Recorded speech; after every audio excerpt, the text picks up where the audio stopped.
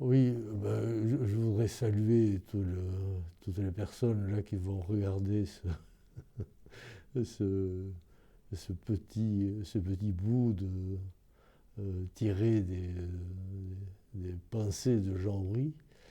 Je regrette de ne pas être avec vous, hein, vraiment. Hein, je le regrette, mais je suis obligé de limiter mes déplacements pour des raisons domestiques, hein, pour dire les choses le plus simplement possible. Bon, j'espère que vous allez passer de bons moments à discuter ensemble. Euh, je suis désolé de parler en français, mais mon italien n'a pas progressé du tout depuis mon enfance. C'est-à-dire que j'ai jamais appris l'italien, quoi. Désolé, chère Laura, c'est gentil d'avoir eu cette attention, de me rendre présent malgré tout. Eh bien, je crois qu'on va se voir dans pas très longtemps à Elne, hein. Eh bien, j'ai hâte de te voir. C'est pas une improvisation, c'est un impromptu. Je ne pensais pas me retrouver à parler devant une caméra et une copine qui est en train de me filmer. Alors, voilà ce que j'ai devant moi toute la journée dans mon cabinet, mais peut-être vous le verrez mieux tout à l'heure. C'est euh, Matisse. Matisse photographié par Capa. C'est donc quelque chose de précieux et que je garde précieusement.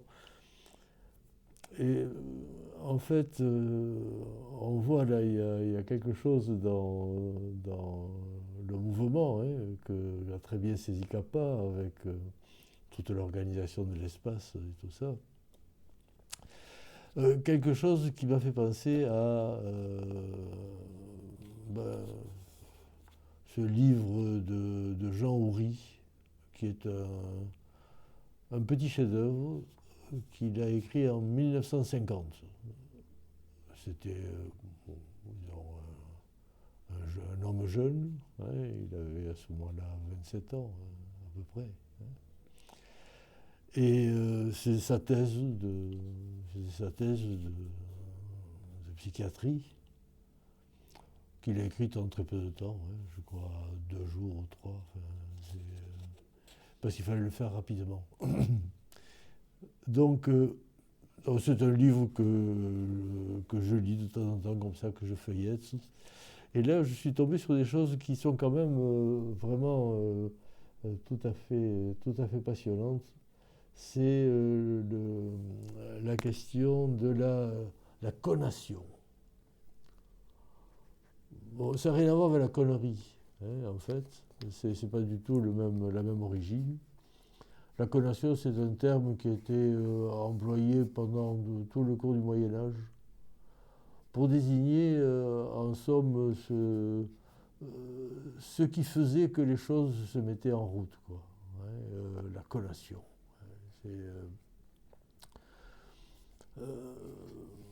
C'est celui qui en parle le mieux, quand même, et de très loin. C'est. Comment il s'appelle celui-là? J'ai oublié son nom. Spinoza. C'est Spinoza qui en parle très très bien de la collation. En donnant un peu une idée de qu'est-ce que c'est que cette sorte d'impulsion, hein, qu'est-ce que c'est qui pousse à faire les choses, quoi, hein, qui permet que ceux qui poussent à faire les choses puissent le faire. Ouais. Et donc c'est encore antérieur à quelque volonté que ce soit. Ouais. C'est une disposition, une sorte de disposition. Et ce que je trouve vraiment intéressant, bon, d'ailleurs le livre de Houry, ben, je vous le montre, hein, c'est publié par les éditions Le Pli, une édition tout à fait recommandable, qui hélas ont du mal à exister. C'est l'essai sur la connaissance esthétique, et donc tout son grand thème, c'est la connaissance esthétique. Il essaie de résoudre la question suivante, c'est que finalement, Bon, on connaît les grands schizophrènes qui sont de très grands artistes aussi, hein. Donc il doit bien y avoir un découplage là interne entre la maladie elle-même et puis c'est les capacités créatives qui sont maintenues. Donc si elles sont maintenues, c'est que sans doute sur le plan originaire, elles sont antérieures.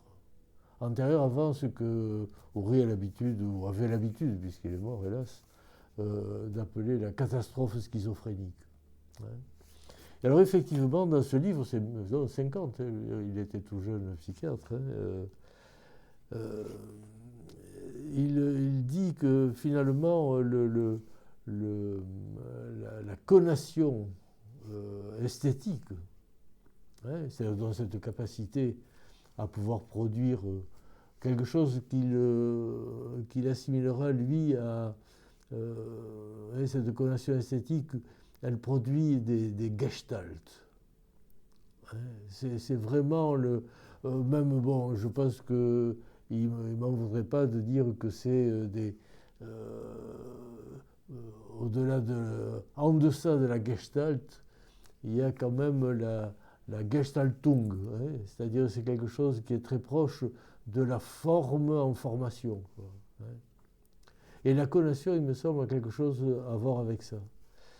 Et ce que je trouve intéressant, donc, c'est le fait qu'il propose l'idée suivante, c'est que c'est la formation des capacités cognitives sont pré-spéculaires. C'est-à-dire donc avant le stade du miroir. Il y a quelque chose là qui se construit chez le bébé, même alors, donc il était gonflé quand même, hein, il dit 4 mois. Alors 4 mois, ouais, on fixe ça. Vers 4 mois, l'enfant commence à pouvoir créer son monde, quoi. Enfin, et son monde est en création, et lui-même, il est comme un monde en création. C'est ça cette idée magnifique, bon, qui fait que donc quelques temps après, enfin, 2-3 mois après, arrive en gros officiellement, hein, avec sans trop de tambour et trompette, quoique bon, il paraît qu'il y a le rire de l'enfant et tout ça devant le miroir. Le stade du miroir, qui est le moment de, on peut dire, constitution du moi. Donc on voit que c'est avant toute constitution possible du moi que qu'insiste cette connation esthétique.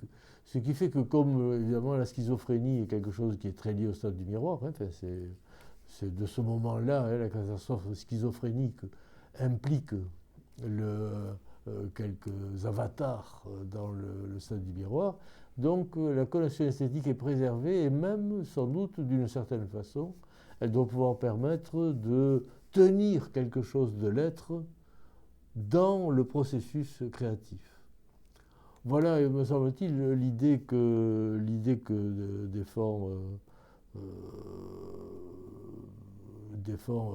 Jean Houry, hein, un tableau de la vision qu'avait Houry de la constitution de la personne, qui est quelque chose de tout à fait du sujet, de tout ce que vous voulez, enfin je dis la personne comme ça, par facilité. Tout ce qui est pré-spéculaire se trouve à gauche de la ligne du miroir. Là. C'est le pré-spéculaire. Bon, on pourrait dire en termes fleuris que c'est le réel, quoi, hein. Tout ce qu'il y a là-dedans, c'est vraiment quelque chose qui se construit véritablement avant le miroir. Tout ce qui est à droite, par contre, c'est vraiment toute la construction, on pourrait dire déjà de pensée, hein. Mais la gestaltung, enfin, la forme, elle est du côté gauche, quoi, hein. C'est vraiment quelque chose qui est quelque chose d'une dimension quasiment de réel. Alors moi je trouve ce tableau magnifique là. Ça a été...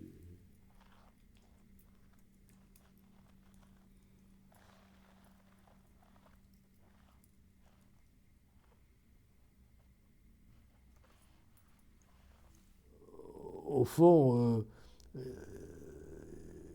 il y a dans cette vision des choses quelque chose qui fait que quand même quelque chose de nous repose sur ce qu'il appelle la connation esthétique.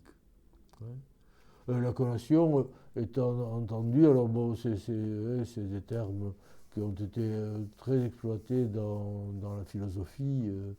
Bon, moi je ne suis pas philosophe, hein, donc je connais ces choses que vraiment de façon très relative. Mais ça a été vraiment assez en débat, enfin, un grand débat, essentiellement, disons, autour de la philosophie du Moyen-Âge revisitant Aristote. Quoi. Ouais, il me semble que c'est autour de ces choses-là.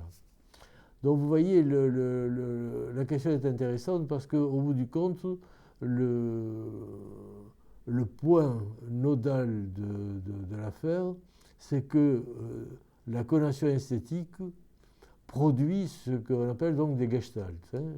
Bon, des gestalts, ou alors donc, comme je disais, des gestaltung, c'est-à-dire une forme en formation, hein, qui est continuellement en formation.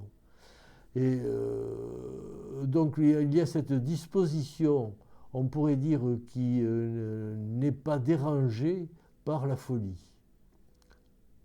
Et qui même, d'une certaine façon, permet de pouvoir se tenir dans la catastrophe schizophrénique. Allez, au revoir à tout le monde et bon travail.